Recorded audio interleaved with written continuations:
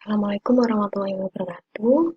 Halo semuanya, perkenalkan nama saya Yulanda Pratiwi, jurusan Bimbingan dan Konseling Universitas Negeri Malang Angkatan 2018, akan mempresentasikan mengenai mekanisme pengubahan konseling rasional emotive behavior atau REBT pada mata kuliah konseling kognitif, offering BKA 8. Pada kesempatan kali ini kita akan membahas 3 hal. Yang pertama adalah pengertian mekanisme pengubahan konseling REBT, kedua prosedur konseling REBT, yang ketiga teknik-teknik konseling REBT. Oke, langsung pada pembahasan yang pertama, yaitu mekanisme pengubahan konseling REBT. Konseling rasional emotive behavior sebagai suatu proses yang rasional atau bisa diterima oleh logika. Untuk memahami maksud dan tujuan konseling lebih lanjut, Ellis telah mengembangkan suatu bentuk konseling dengan prosedur tertentu. Ellis juga mengemukakan teknik-teknik dalam konseling yang perlu digunakan konselor.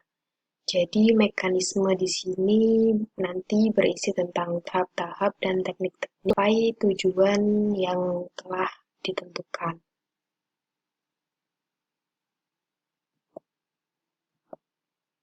Oke, selanjutnya prosedur konseling REBT. Ada 4 hal Ellis mengajukan dalam konseling individu maupun kelompok, yang juga bisa disebut tahap konseling ataupun prinsip-prinsip konseling. Yang pertama, tahap pembinaan hubungan.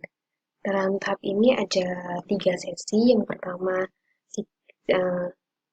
yang sesi pertama adalah sikap dasar, yaitu penerimaan, sikap akrab, dan hangat. Yang sesi kedua menciptakan suasana pendukung, yang ini informal objektif, jadi jangan formal dan bersikap objektif. Sesi ketiga adalah perbincangan awal, ini berisi tentang sambutan dan topik netral. Kemudian tahap pengelolaan pemikiran dan pandangan. Pada tahap ini ada 4 tahap. Yang pertama, identifikasi untuk mengetahui masalah apa dan mendalami apa yang terjadi pada konseli. Kemudian memberikan informasi terkait ABC. Jadi tahap identifikasi tadi juga menggunakan ABC. Setelah itu dikomunikasikan, diinformasikan kepada konseli agar konseli tahu dan paham. Kemudian diskusi masalah. Ini untuk menyepakati tujuan apa yang ingin dicapai. Kemudian penerapan teknik debate atau konfrontasi perubahan. Jadi mengkonfrontasi apa yang dipikirkan konseli, membuat kontradiksi semacam itu. Kemudian yang ketiga, tahap pengelolaan emotif dan afektif.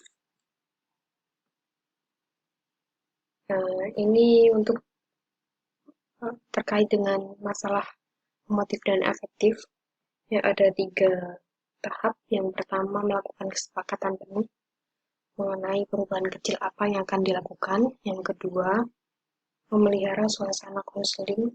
Jadi suasana konseling ini harus tetap memiliki hubungan yang baik antara konselor dan konseling. Kemudian melakukan teknik relaksasi. Teknik relaksasi ini bisa menggunakan peregangan otot, kemudian berteriak, atau teknik-teknik yang lainnya. Oh ya, yang memelihara suasana konseling itu juga bisa menggunakan cara humor atau bercanda. Kemudian tahap yang keempat, pengelolaan tingkah laku. Yang pertama, melakukan konseli dan konselor ini sepakat untuk melakukan perubahan apa yang dalam hal yang besar ataupun yang kecil. Kemudian menanyakan pada konseli apakah terjadi perubahan dalam aspek kognitif dan afektifnya, sekecil apapun itu. Kemudian emosional ini diarahkan kepada perubahan tingkah laku.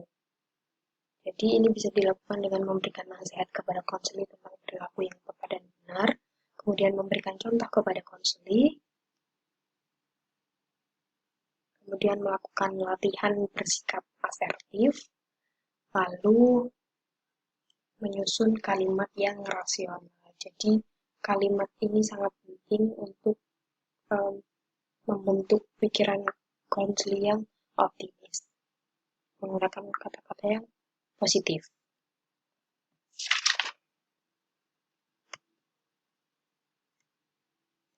Oke, selanjutnya menurut Corey 2012 pelaksanaan konseling rasional emotif behavior terdiri dari 3 tahapan, yaitu initial stage, working stage, dan final stage.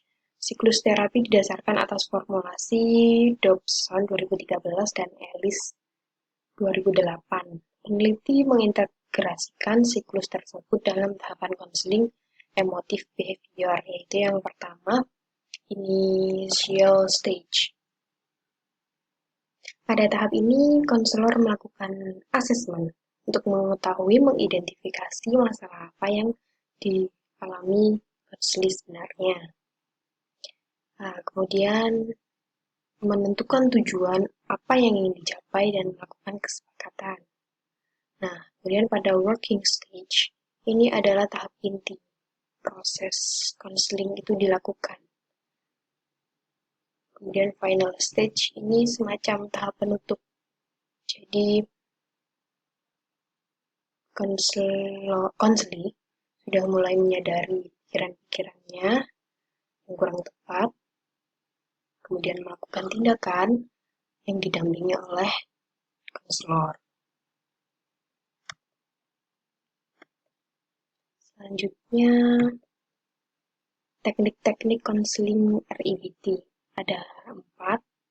Yang pertama, teknik-teknik emotif experiential atau evokatif. Yang kedua, teknik-teknik kognitif. Ketiga, teknik-teknik behavioristik. Dan yang keempat, teknik-teknik counter conditioning. Oke, langsung teknik-teknik emotif experiential atau evokatif. Jadi dalam teknik ini ada 4 teknik lagi.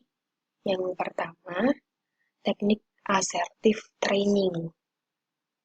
Ini agar konseli mampu menyesuaikan diri dengan pola perilaku tertentu, mengembangkan sikap asertifnya. Kemudian teknik sosiodrama, ini mengekspresikan perasaan-perasaan yang dipendam konseli dan mendramatisir hal tersebut. Kemudian teknik self-modeling ini membuat perjanjian-perjanjian untuk melakukan suatu tindakan. Kemudian teknik imitasi, ini teknik peniruan, menirukan orang lain di sekitarnya. Kemudian teknik kognitif, ya ada 4 juga. Yang pertama, persoalan keyakinan yang tidak rasional. Jadi hal-hal yang tidak rasional ini diusahakan untuk dihilangkan. Kemudian mengerjakan homework behavior kognitif. Ini berkaitan erat dengan ABC, antecedent behavior dan consequence, untuk mengetahui masalah-masalah apa yang dialami konseli terkait dengan tingkah laku. Kemudian mengubah bahasa seseorang. Ini terkait dengan penggunaan kata. Mengubah menjadi hal yang lebih positif untuk agar bisa berpikir lebih jernih dan terbuka. Kemudian menggunakan humor atau bercanda karena agar lebih santai dan rileks dalam menjalani hidup. Oke, selanjutnya teknik-teknik behavioristik. Yang pertama, teknik reinforcement yang ada punishment dan juga ujian atau pemberian hadiah semacam itu. Jadi hal-hal yang baik. Kemudian teknik social modeling yang ada di lingkungannya, meniru hal-hal di lingkungannya. Kemudian teknik-teknik counter conditioning, teknik systematic desensitization.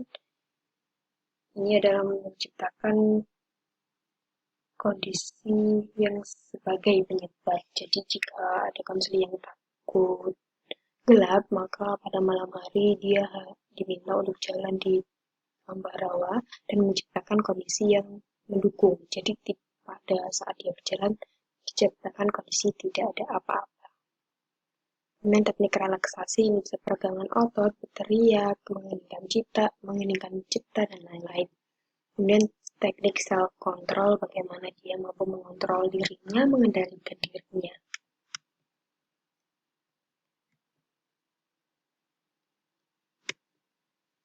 Nah, berikut ini teknik counter conditioning yang hampir sama bentuknya dengan teknik kognitif, konseling rasional, emotif behavior, yaitu teknik biblioterapi dengan membaca, teknik diskusi, berinteraksi, ngobrol dengan orang lain, melakukan konfrontasi dan sebagainya. Kemudian teknik simulasi, pemberian contoh, dan praktik.